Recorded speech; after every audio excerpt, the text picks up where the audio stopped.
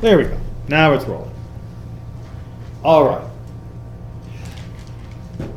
Sorry again for missing last week's class, but the needs of our community take precedent, even over Torah. But it's good to see everyone back again, and hopefully you've had a good time studying Noach in your own ways. But now we are moving another 10 generations forward to the life of Abraham, as we are now in Parashat Lech Lechah. Now, Abraham, or Avram as he's known at the beginning of the Torah portion, is one of the most famous figures, I'd say, in the entire Bible. So let's see what you know about him. How would you describe Abraham? And we'll generally just call him Abraham for consistency's sake, even though his name changes. He was about this tall, right? Good with sheep. He certainly prospered just very well. Long hair and beard. Bald and beard? No, long hair. Oh, long hair and beard. Oh. Go-to person. A what? A go-to person?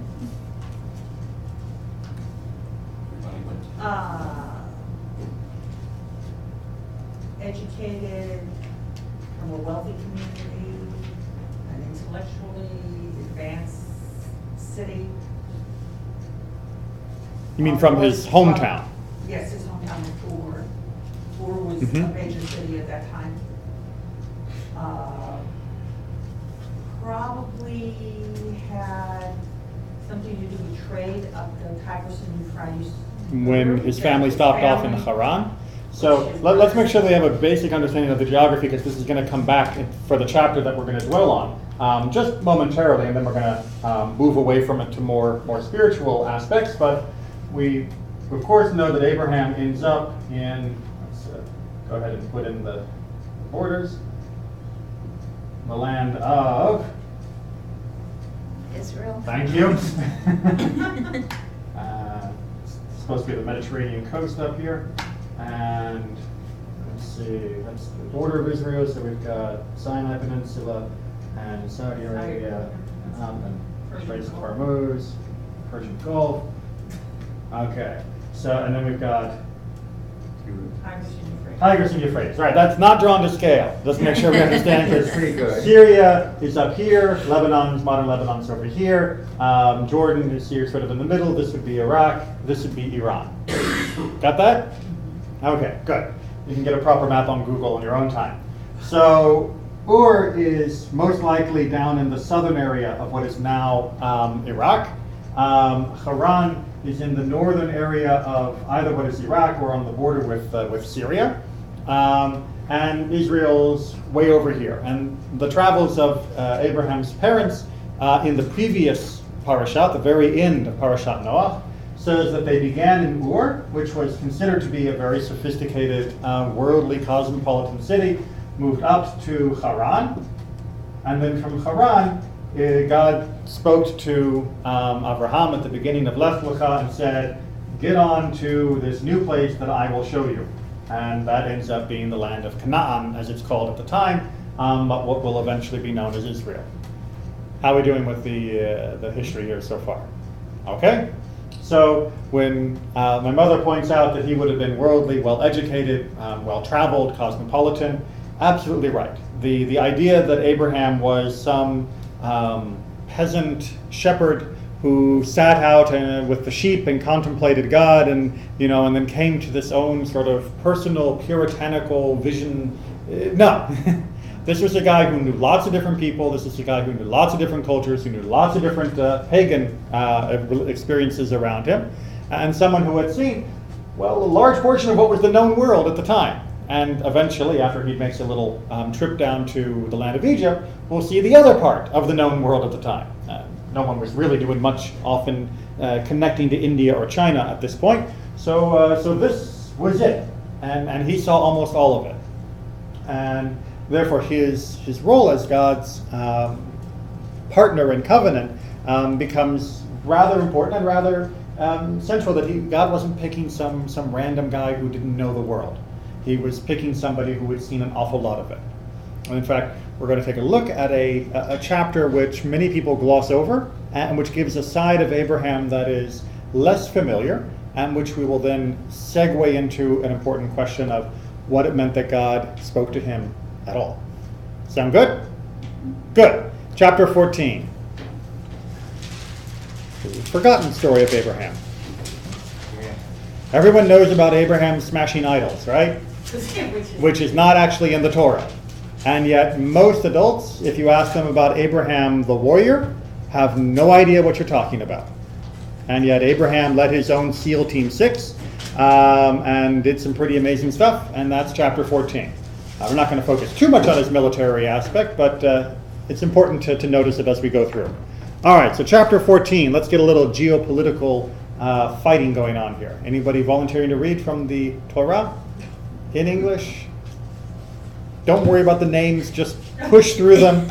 Some of these ancient Near Eastern names are just ridiculous, but such is our lot. I'm sure they would think that the names like Penelope are hard to pronounce too. So, volunteer. All right. Now when King Amraphel of Shinar, King Arioch of Elasar, King Chedorlaomer of Elam, and King Tidal of Goim made war on King Bera of Sodom, King Bersha of Gomorrah, King Shinab of Admah, King Shemabar of Zeboim, and the king of Bela, which is Zor. All right, well, we've stretched our minds enough. That's it for today. All right, so what are we talking about here? We're talking about a 5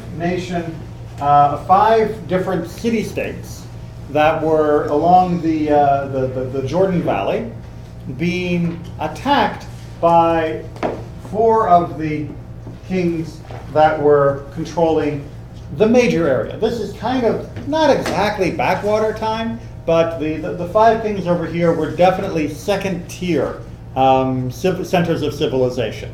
This was not these were not the New Yorks and the Chicagos and Detroits.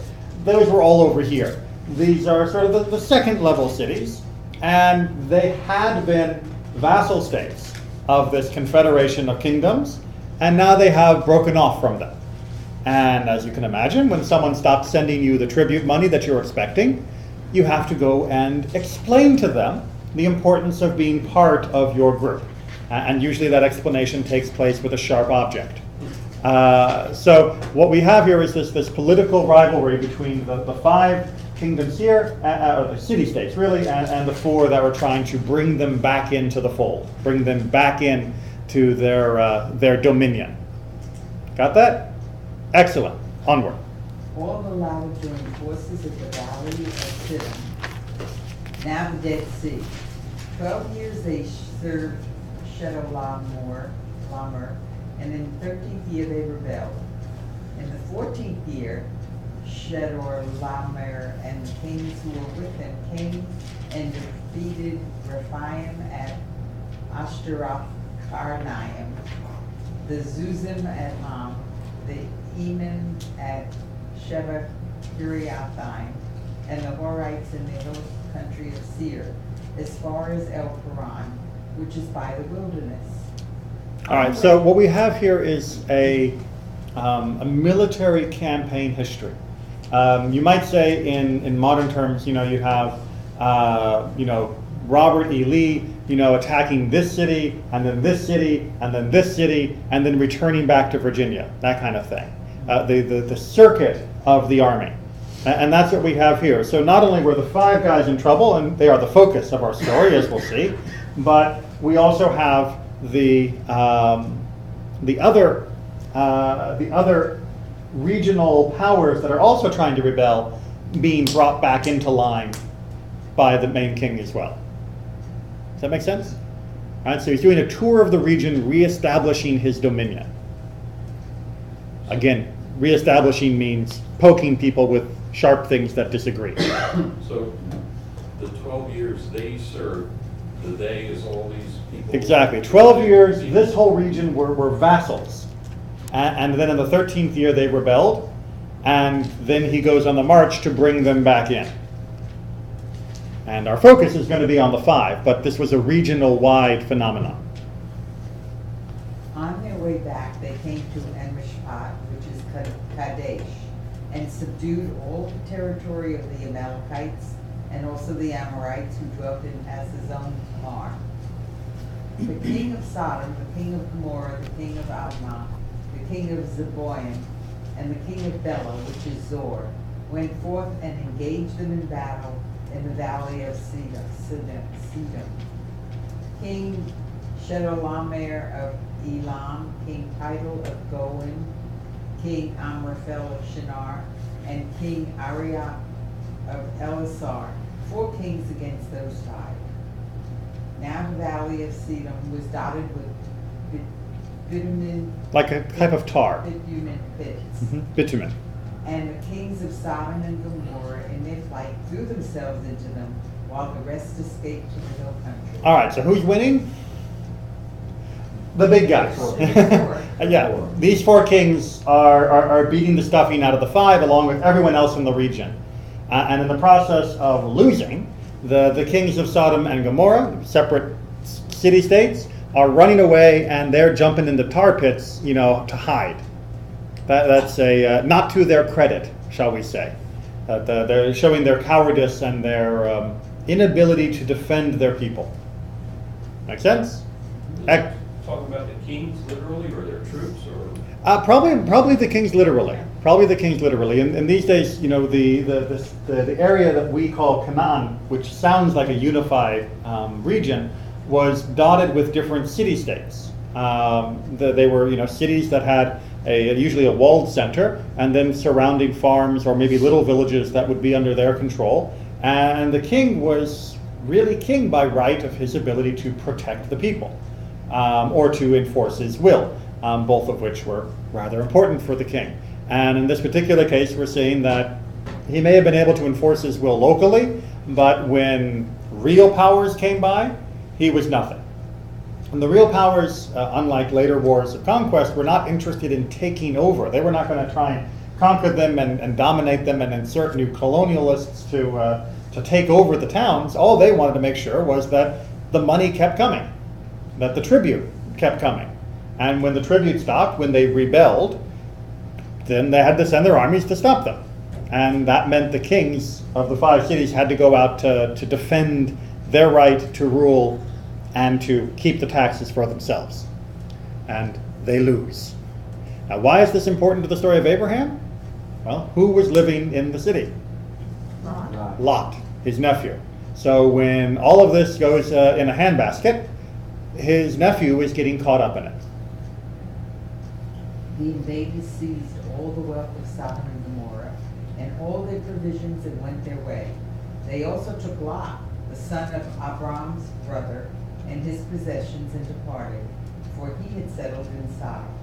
All right, so they start heading back home, the armies, and they're taking all of their booty with them.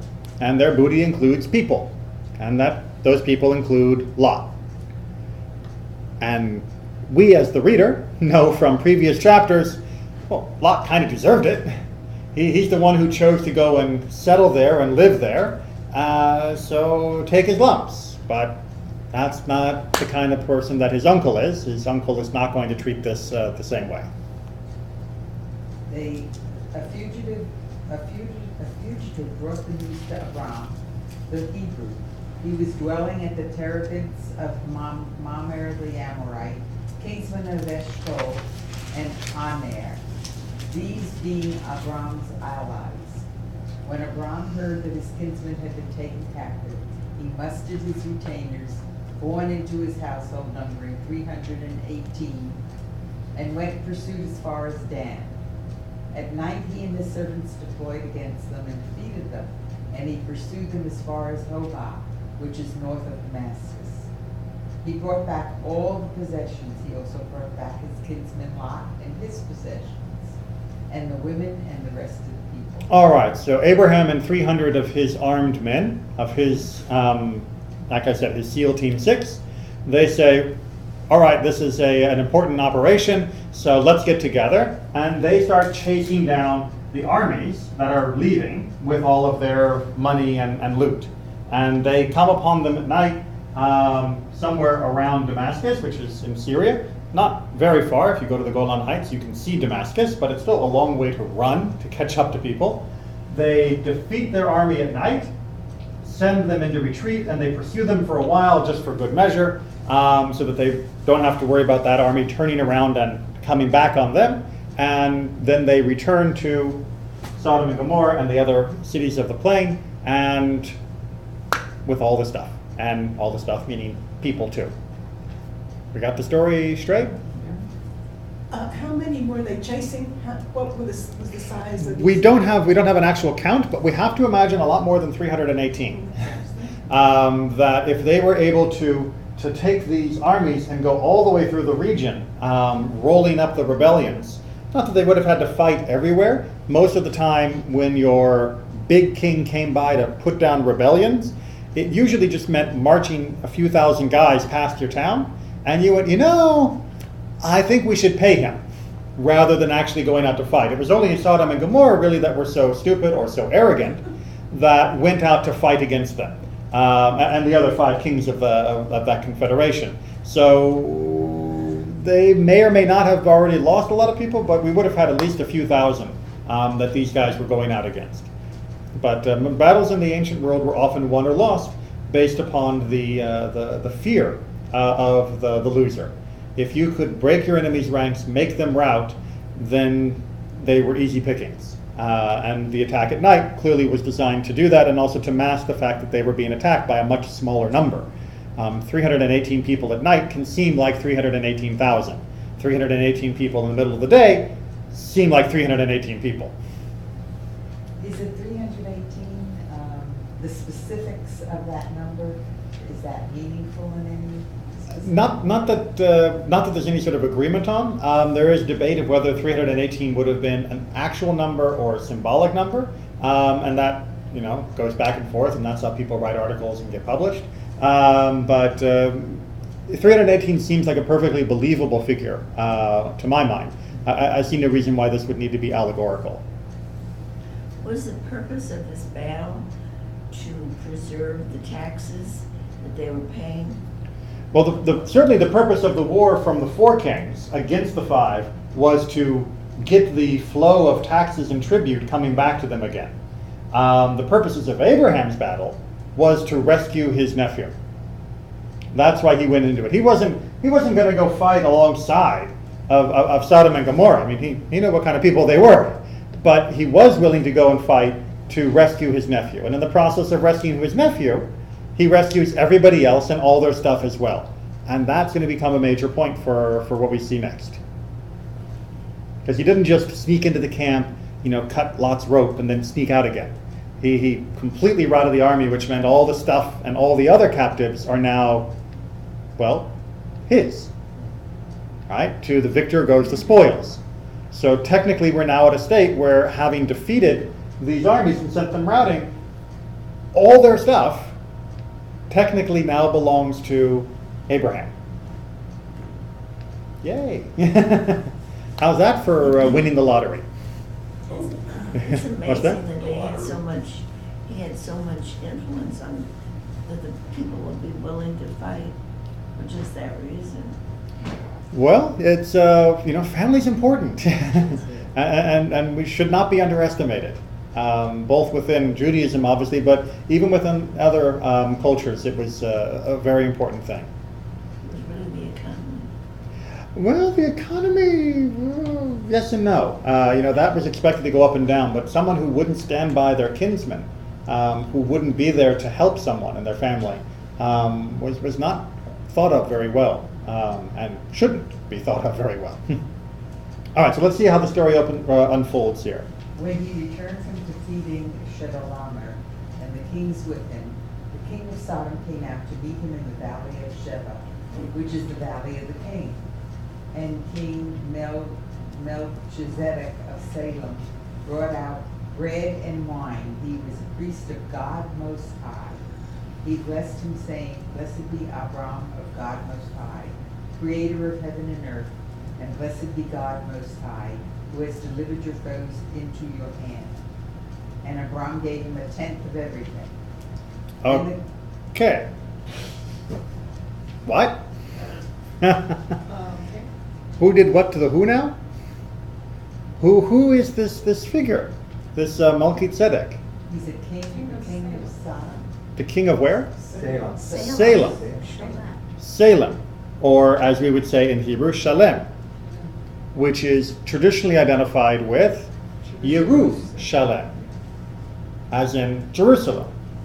So the general understanding is that this king of Jerusalem, which was a separate city-state at the time, comes out to meet Abraham as he comes back with everything. But the distances in this part are actually quite small. And here he comes clearly the miraculous victor. 318 versus a whole army. It may have been good planning, it may have been good strategy, it may have been fierce warriors, but God's obviously on this guy's side too. And he is doing well, so Melchizedek thinks that it would be appropriate to go out and greet him. But what is most striking about this? He was a priest. Priest of who? God. So he already believed in it.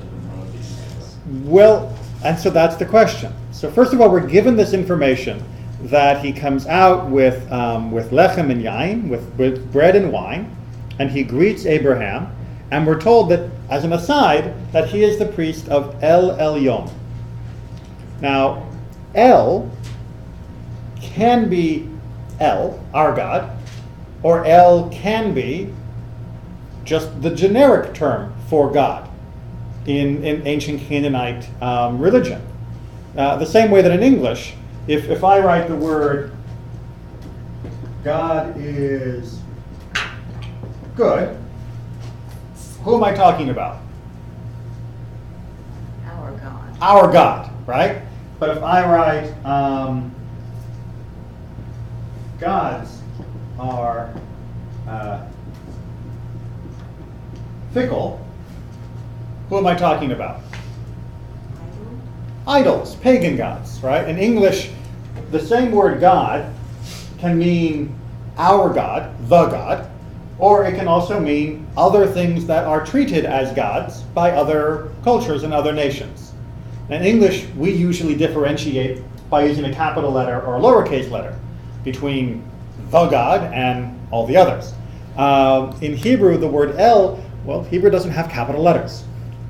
So you don't always know whether it's talking about God, or whether it's talking about those idol gods.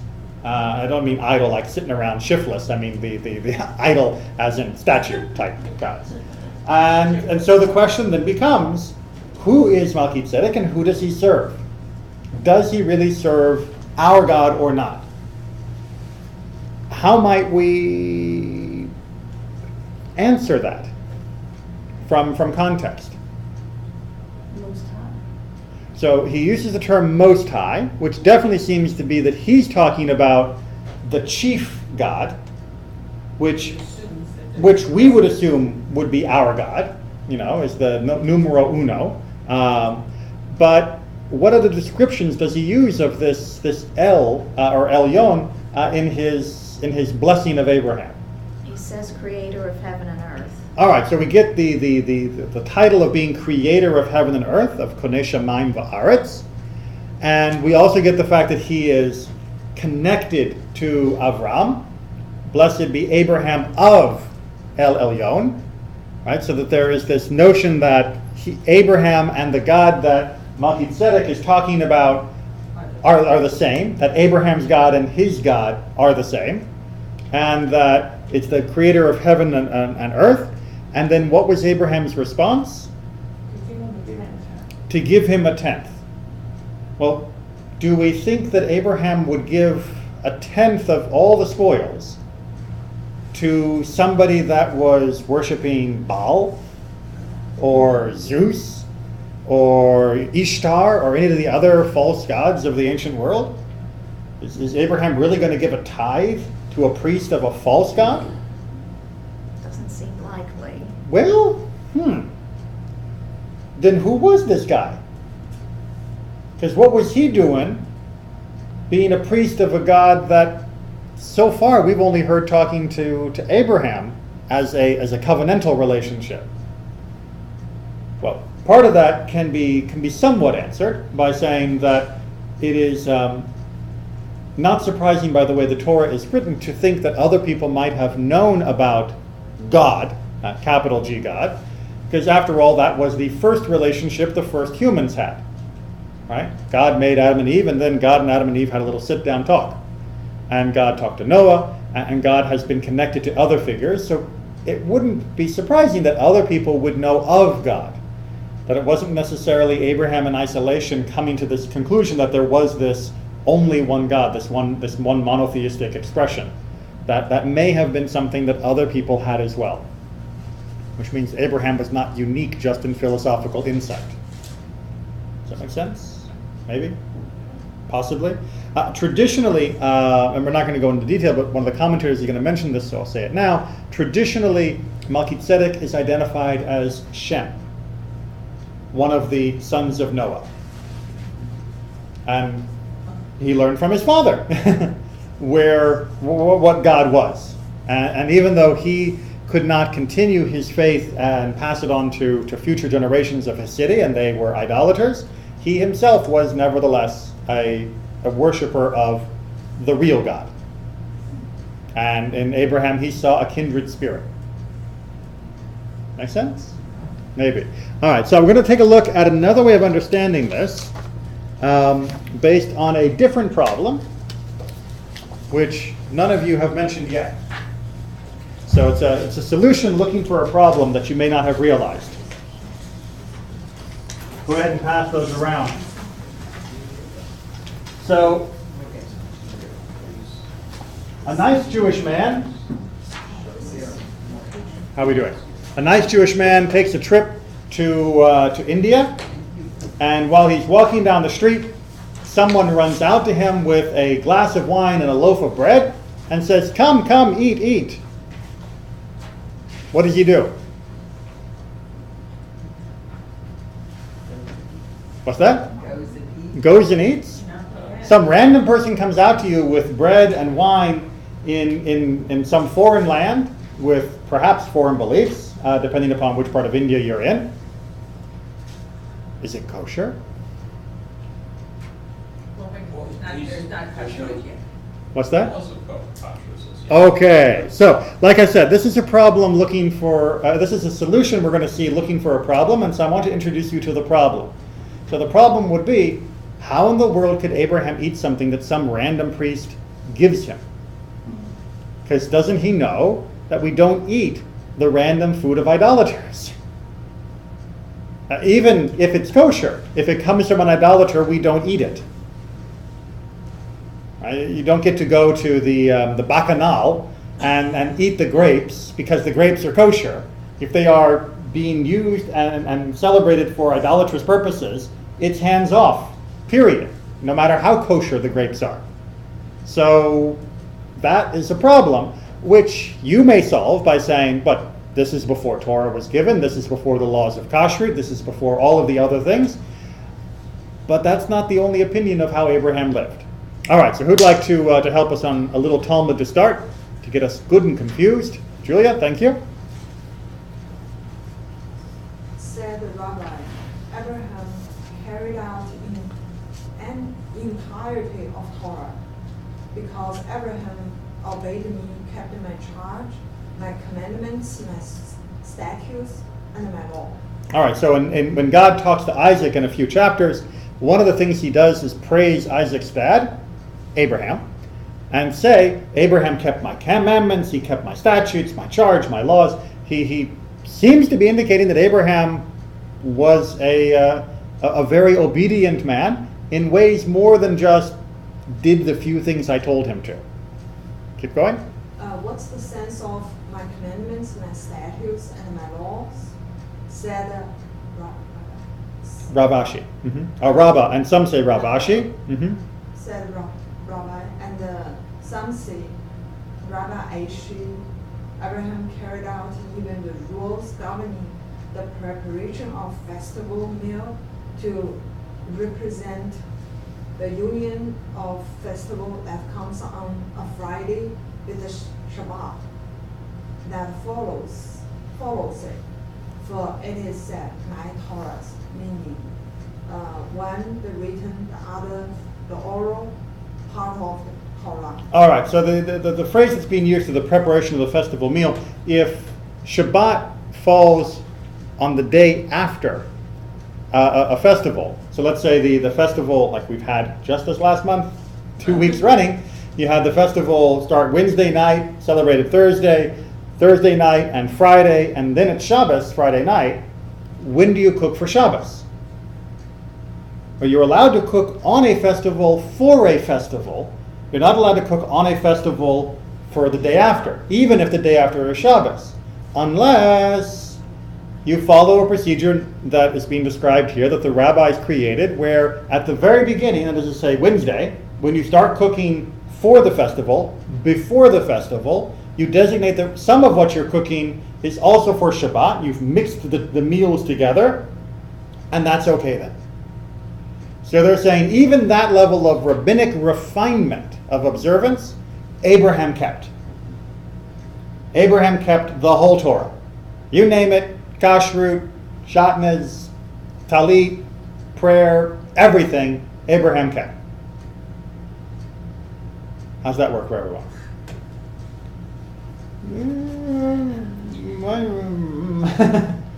Maybe, maybe not. Well, let's see how the problem then plays out if he did. Furthermore, this is desired based on what Chazal, Chazal that's said, the collective name for the sages of the Mishnah and Talmud. that Abraham, our father, kept the entire Torah, even Eruvei Tavshilin, which is the procedure of cooking that I mentioned a second ago. which was rabbinic orderings, and therefore the scriptures informed us that Abraham was an honored and a great prince in everyone's eyes. And when the king of Sodom went out to him, naturally he would have greeted him with a present of bread for him, his servants, and his warriors. And since Abraham kept away from food, from the bread, because of Pat akum, the bread of Ovdei Kochavim, of worshippers of the stars, of idolaters. and from the wine, because of stam Yinam, which means wine that isn't kosher, because of its, so not because of its ingredients, but because of who prepared it. Therefore, the king of Sodom, he was clever and endeavored to make the gift of food, while a trustworthy person who was Shem. Melchizedek, right. So remember I mentioned that some people identify Melchizedek as being Shem, Noah's son. So the king of Sodom wants to greet Abraham coming back and honor him, because after all he just saved his bacon, pardon the non-kosher reference, and he would want to greet him. And of course you greet such a man with food and wine, but he knows that Abraham knows the whole Torah, and therefore Abraham shouldn't accept it from a guy like the king of Sodom, which as we know is not the most righteous person and pagan to boot. Therefore the king of Sodom gets Melchizedek, who's actually Shem, therefore the righteous son of Noah, to make the presentation. Following this logic? So the king of Sodom is aware that Abraham is keeping the Torah that hasn't been given yet. And so he has to find a way around what will be Abraham's refusal to accept food from a man such as the king of Sodom. And so he enlists Shem along the way. Keep going. And from the hand of Shem to the hand of Abraham. And the scriptures are informing us of novelty, that even bread and wine, which was only rabbinic, Abraham was insistent upon. And certainly the other matters which have a worry of biblical prohibition. Because after all, if Abraham was being careful about this, which was only a rabbinic enactment, then on all of the Torah biblical prohibitions, he would have been even stricter. And how do we know this plays out? Well, if you go back and look very carefully at verse 18, it says, "And King Melchizedek of Salem brought out bread and wine. He was the priest of God Most High." And what the rabbis are noticing is that in the same sentence where he's talking about the food, we're also told about his religious practice. And why would you juxtapose those two seemingly incongruous things together? To let you know that the food was therefore acceptable to Abraham. So he did eat it. So he did eat it, because it was being given to him by a righteous person that worshiped God, not an idolater. But the only reason he wouldn't have eaten it would have been if he were keeping rabbinic ordinances that hadn't been enacted for another 1,000 years. How was it established that Melchizedek was a priest of God Most High? Well, I mean, it simply says that he is. Well, it's in the Torah. So, I mean, you either accept the Torah as being accurate or not.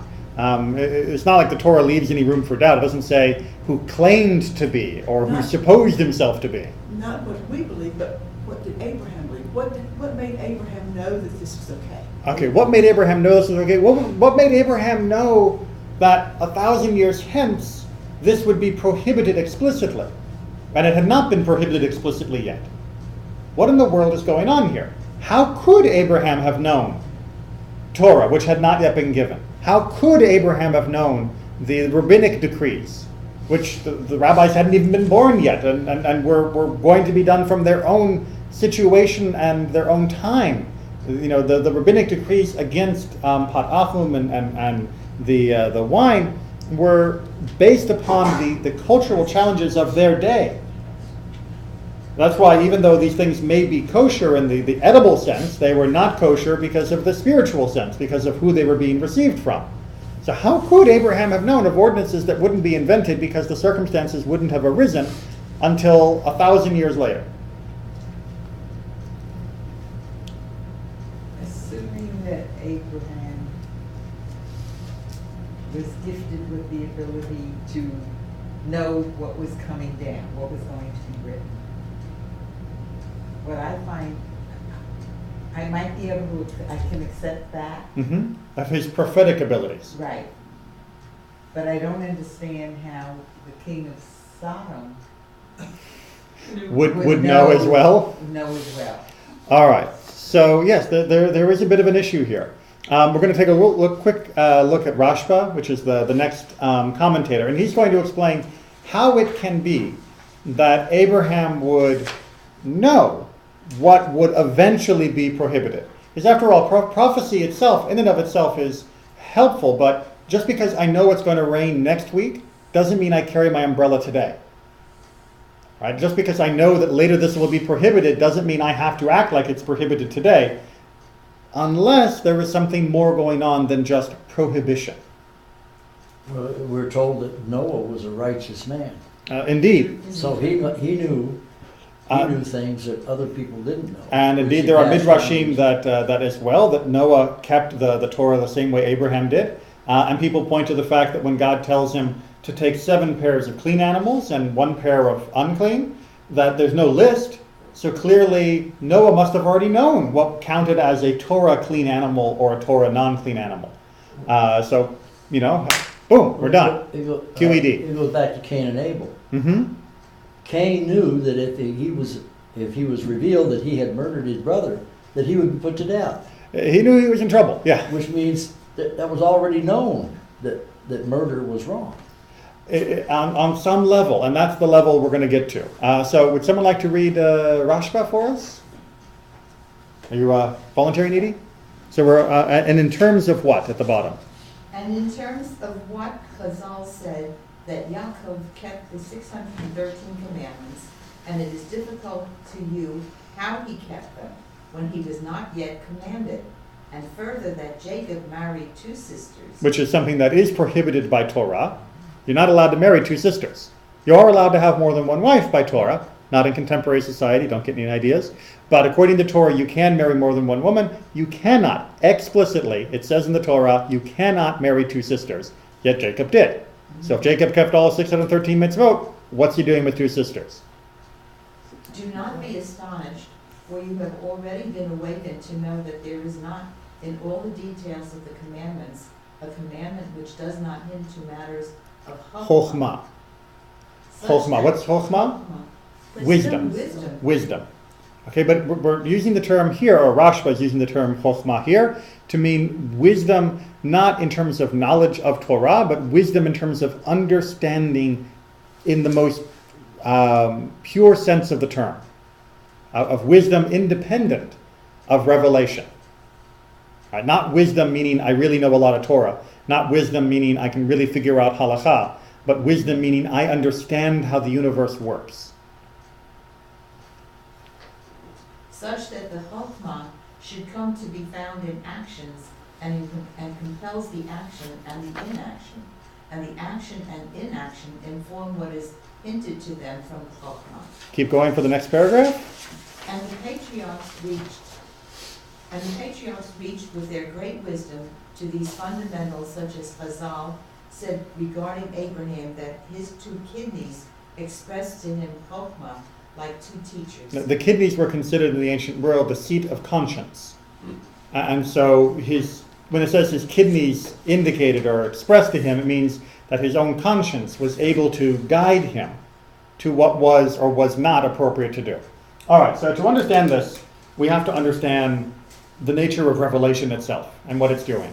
So on one plane, we have God, right? All-knowing, all-powerful, all-perfect. Very far from that plane of existence, we have, well, what we'll call Earth, but really we're talking about the universe and everything else in it. And on Earth, we got people.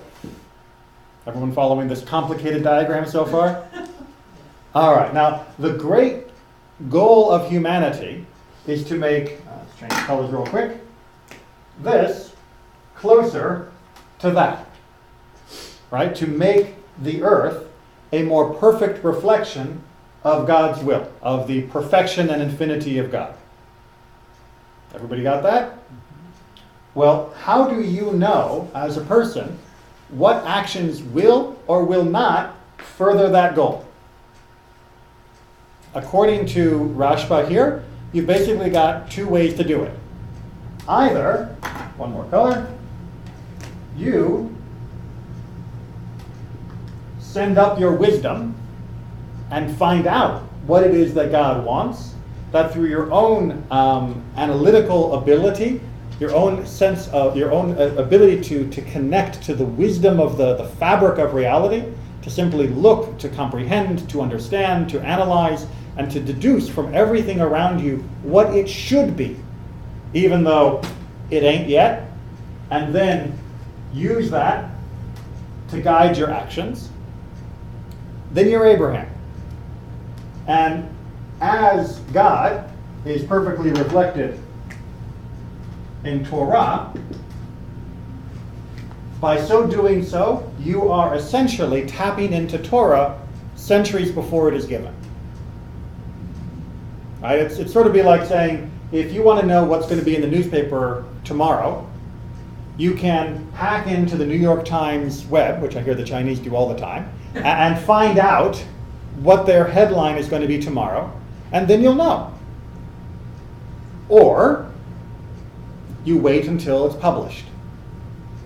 And that's when God did us a really big favor and gave us Torah without us having to go up to get it. And that's called revelation. Rather than us having to use our chokhmah, our wisdom, to understand what the world should be and how we can make it be, God said, here's the instruction book. Okay, you don't have to go climbing up to the mountains to find this. I will hand you, signed, sealed, delivered, a guide of how to understand what the true reality is and how to make your earth, your lives, your physical existence as close to the perfection of God as possible. There you go. Boom.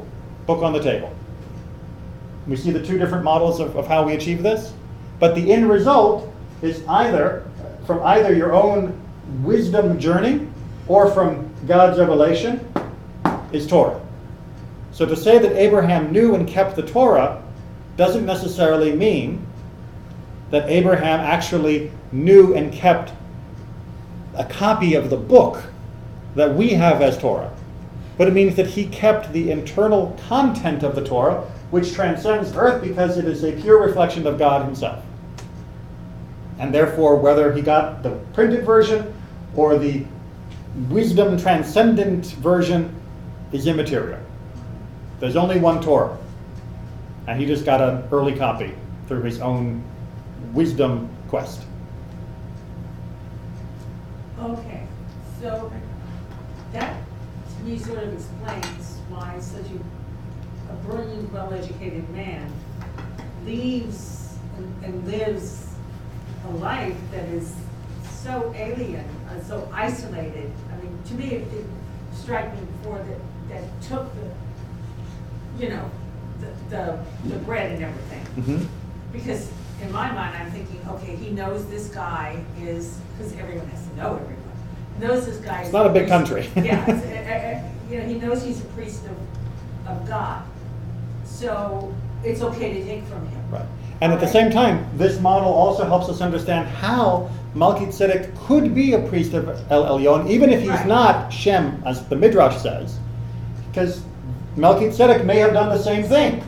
He may also have used his wisdom or used his mind to gain wisdom and to understand that there truly could only be one God. And when Abraham is approached by the others to become like a super king of the whole area, since now he has everything, and he gives it. And he gives, in the next paragraphs back, the king of Sodom says, "Wonderful, so good, you can keep your reward." And he says, "I don't want a penny from you. I don't want this stuff. I don't even want a shoelace." Right. So it could be that he needed that isolation. He needed to keep away from all these other things, to use his mind and his intellect to be able to grasp what he was experiencing. I mean, you could argue that he needed a little bit more seclusion. Because That wouldn't go the way that I would do it. I mean, I would actually say that this is the equivalent of someone who has grown up in Manhattan and who has had all the finest things in life and exposed to everything, realizing that 90% of what goes on that island is a complete waste of time and human energy, and realizing that he can make a better life for himself and his family if he separates himself from it. And it's not that he needs the purity of seclusion to continue his visions. It's he doesn't want the taint of the behavior of that behavior, yeah. affecting him, or more importantly, his children, that are going to be raised not having to make this quest quite so hard because their father will have given them a boost to get a higher up. And then, of course, eventually we stop getting boosts and God comes down and hands us the Torah instead. And so you don't have to keep standing on each other's shoulders to try and scrape a little higher more easily. God gives us the cheat sheet. It's a long cheat sheet, but not as long as you might think. All right, one more paragraph of Rashba. Edie, if you'll continue on that second page, and then we're going to look at a contemporary reflection of what we do with this. And regarding that which Yaakov married two sisters, know that the Torah stands on three pillars. 1, time. 2, place. 3, vessels. The time that not all days are forbidden in labor, as on Shabbat and Yom Tov, and one is not prohibited in Chametz, like on Pesach, and one is not obligated in Sukkot and Lulav, like on Sukkot. All right, so we'll pause there. We're going to do each one of these three because it's kind of important for general understanding of Jewish law, but especially for this notion. So Rashba is saying, yes, the Torah stands on three pillars, which means you have this eternal Torah and you have our copy of the eternal Torah as reflected in mortal language. But Torah itself as an expression in the earth stands on three different pillars that are needed for its expression to be correct. One of them is time, meaning there are commandments in the Torah that are time-bound. You have not fulfilled Torah if you take your lulav and shake it during the middle of winter. You have not fulfilled Torah if you stop eating chametz 6 months after Passover. That's not what Torah says. It has to be the right action at the right time. And in particular, he's referring to this stage, that at the time of Jacob, marrying two sisters was not a problem. that its time for implementation had not yet been reached. You following that? It's kind of a radical notion. And unfortunately, a lot of people take the opposite a little too far. But what he's saying is that during Yaakov, the time for that aspect of Torah, of the not marrying sisters aspect, had not yet come into being. Just like you weren't required to shake your lulav on Rosh Hashanah, you were not required to refrain from marrying two sisters until later. So he got in the right time, or wrong time, given how his relationships worked out. And a place that not every place is obligated in Terumah and Ma'asah, and is prohibited in untied foods, as in the land of Israel.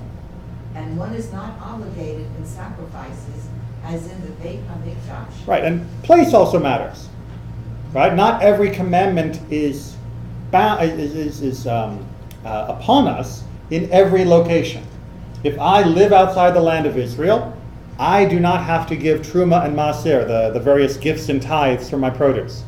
If I live outside of the land of Israel, or even in Israel, I am not allowed to make a sacrifice, except at the altar of the temple in Jerusalem, which doesn't currently stand. And if I did, I wouldn't be doing God any honor by fulfilling a commandment by making a sacrifice. I would be violating Torah, because that commandment is limited to a particular place. So some commandments are limited to particular times, some are limited to particular places, and vessels that not with every possible item can one fulfill, in exchange for the lulav and etrog, and not everyone can one offer like cattle and sheep, turtle doves and doves, and not everyone is fit to offer like a Kohen, and I am not able to explain further, and one who contemplates the matter will find. all right, so it leaves us a little enigma at the end, but the basic idea of this idea of vessels, really he's not really talking about vessels like we think of vessels. He means stuff. That in order to fulfill some commandments, you need the right stuff. And there's right stuff and wrong stuff. If you go shake an oak branch, you have not performed the mitzvah of lulav. It's the wrong stuff. Even if you did it on the right day, even if you did it in the right place, and even if you shook it in the right way, if it's the wrong thing, you didn't do it right. If you offer up a pig, God forbid, as a sacrifice in the Temple of Jerusalem, you're in the right place, the right time, right way, wrong thing. Doesn't work. Now, all of this is a very important psychological and spiritual step for our people to take. Because right now, can we offer sacrifices? No. Does that mean we are deficient? Question. What's that? Good question. That's a good question. Well, what the sages are trying to say through this notion is no, we are not deficient. Because it's obviously, here, especially in Orlando, not the right place, and with the temple not in existence, not the right time. Therefore, the fact that we are not doing it means we are fulfilling Torah. Remember, they're seeing Torah as being a broader understanding of the wisdom of the universe that is reflected in the concrete lettering of our Torah, but still must be applied in time, place, and thing. And for most of our last 2,000 years of history, the time, place, and thing, for sacrifices especially, were not appropriate. And so the fact that we don't is as correct as the fact that we don't shake a lulav in Hanukkah. We haven't done anything wrong by not doing it because it's not the right time and place. Similarly, in a sort of mirror, when the rabbis are very concerned to make sure that we understand that Abraham was righteous in the same way they were righteous, they are trying to make sure that we understand that we don't give up on the notion of the eternity of Torah. That even though Torah is limited in many respects to time, place, and thing, that we can project in both directions that Torah will remain a vital part of Jewish life constantly. And it must have done so all the way back to Adam, although we've been looking at Abraham mostly, and it will continue to do to the end of the days, no matter changes of time, place, or thing. All right, so we're simultaneously providing a certain relativism based upon situation, and also ensuring a continuity and a stability, regardless of time, place, and thing. We're willing to make Abraham be a pious Second Temple Jew, and at the same time we're willing to make ourselves not be pious Second Temple Jews because we don't have a temple. And all of that is okay. Okay? Yeah? Got a little philosophical there? Okay. Let's bring it down to practical terms. Edie, why don't you just go ahead and finish off, if you don't mind reading some real legalese from just about a week ago. Okay. These are recommendations by the Parliamentary Assembly of the Council of Europe. I see. Okay, initiate a public debate, including intercultural and interreligious dialogue, aimed at reaching a large consensus on the rights of children to protection against violations of their physical integrity according to human rights standards. So you thought Hebrew was complicated. So what's the proposal? What are we talking about?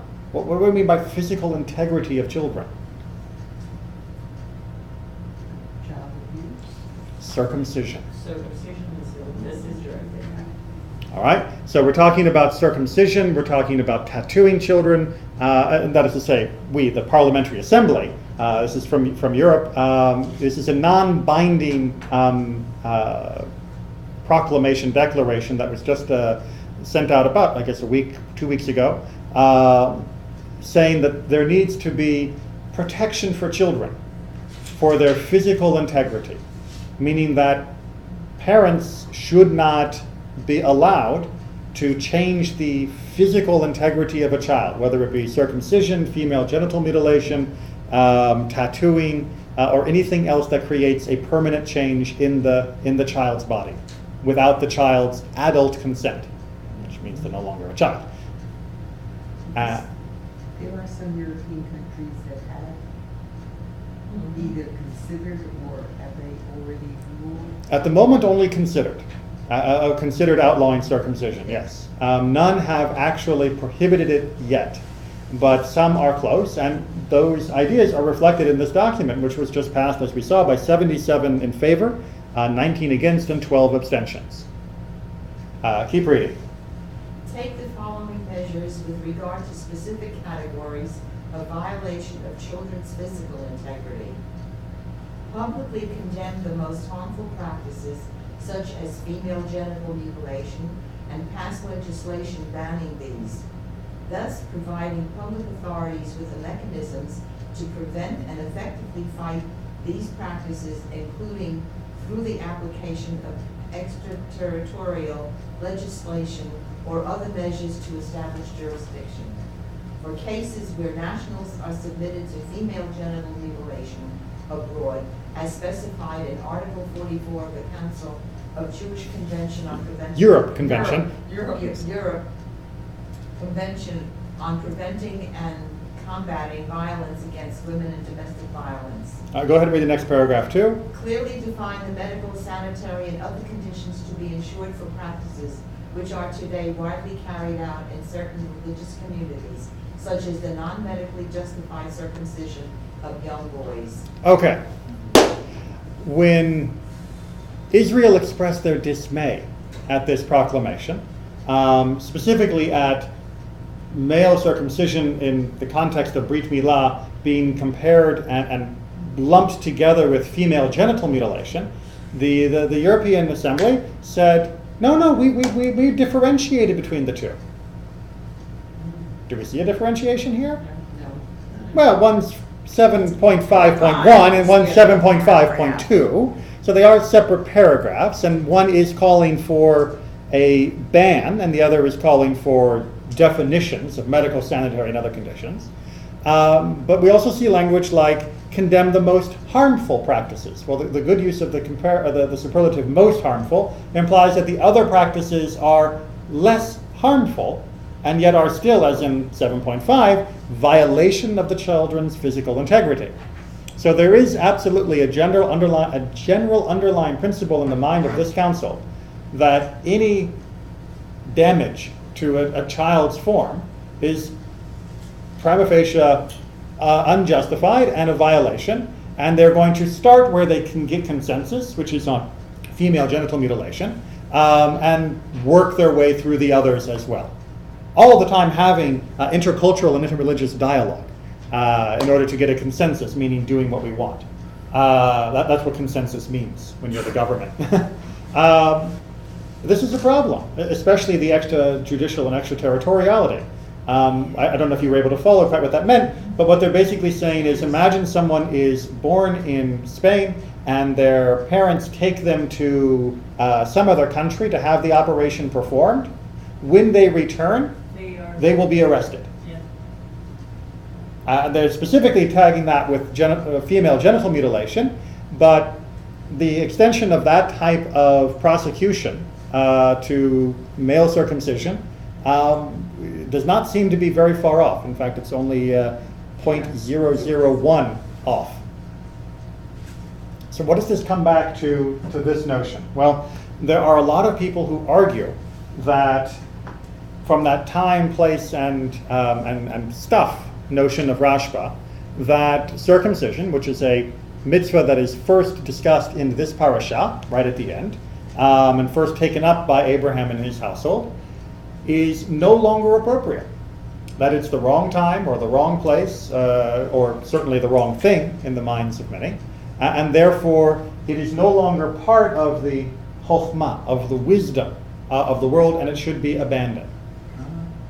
And this is a growing movement. There have been legislative attempts within the United States, most notably a few years ago in San Francisco, to ban Brit Milah, to outlaw it. And this is something that we must understand, that yes, there are always certain things that need a certain amount of flexibility in time, place, and thing for us to apply and live Torah. And there are also certain things which are not going to change, no matter the time, no matter the place, and no matter the other circumstances. And Brit Milah, as one of the fundamental and foundational acts of our people, is one of those. It's not going to go away, and us simply say, oh yes, well I think Judaism is just fine without that. It may be prohibited, we may have to break the law to continue to perform, God forbid, in some decades, but it's something that cannot be easily written out of the fabric of Judaism. My personal background was about a decade ago, I spent 5 years helping at the National Institutes of Health with research on this and HIV. And used to work with researchers, right, teaching them research ethics, and I look at this and I understand the Nuremberg Code established a principle of absolute autonomy for each person to determine what medical or surgical interventions. So I understand there's that principle at play here. And then the non-medically justified circumcision.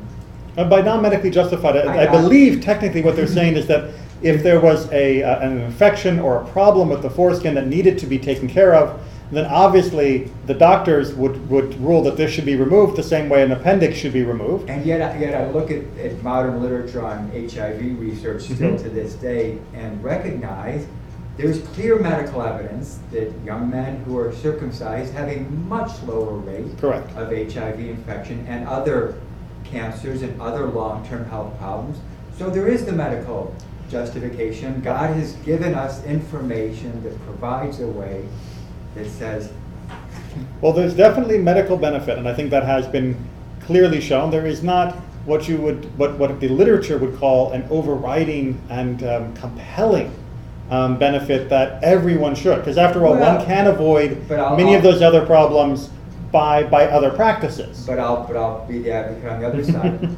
But I'm a loving parent. I want my child to have the best medical outcomes he's likely to have in his life, and so I am justified. Is there a lower incidence for women of cervical cancer? Yes, as well. Women whose partners are circumcised have a lower rate of cervical cancer. Correct. Right, so it's a protection for women. And the correct. And the men get cancers too. So these are. So how do we know that's not chokhmah? Oh. God has given us the, I look at it, God has given us the wisdom, but also has provided knowledge through other medical research to say, here's the information you need to have to fight this ridiculousness. Right. Were there other questions? I thought I saw him. Does Islam require? Yes. No. No. What? I thought they No. were 13. No, No. Islam does not It's optional. require circumcision, but many cultures that are Islamic have as a very deep tradition the circumcision of their boys. Because of Ishmael. Well, for a number of different reasons, and the same thing is true, for example, of female genital mutilation, which is not in Islam, but it is a practice of some cultures that became Islamic, and they retained that practice even as they became Islamic. And there was a compromise in the early days of Islam of allowing cultures that were being absorbed into the Islamic Empire to retain practices that were not, in their interpretation, violation of the Quran. And that was one of the ones that was kept. Because it wasn't prohibited. Right. So there have been many Muslims who have spoken out against it, many Muslims who say this is just a cultural tradition that should be gotten rid of, the female genital mutilation in particular. But it's not officially encouraged by Islam, but it isn't officially sanctioned either. This thing sanitary in there, they can say that basically that the Jewish tradition is not quote sanitary because it's not done by a medical professional. Well, there are two lines. I mean, we have the issue right now in New York City where Mitzitza B'Peh. There is a custom that began in a segment of Jewish Europe that, well, it began much earlier than that as a health concern, but was perpetuated despite having better alternatives, of actually using oral suction on the wound from the male circumcision in infancy. And that has been clearly linked to numerous health cases, especially hepatitis in infants. So there is some reason to try and encourage our co-religionists to follow certain practices which will improve the sanitary and health conditions of male circumcision. But absolutely this would be the thin end of the wedge as well, for them to say it has to be done under sterile operating room procedures, which would in another way begin to push out the option of being able to have circumcision. If you make the requirements too hard, it simply becomes impossible. Any other questions, comments? Okay, thank you very much. Thank you. Rabbi, Yes.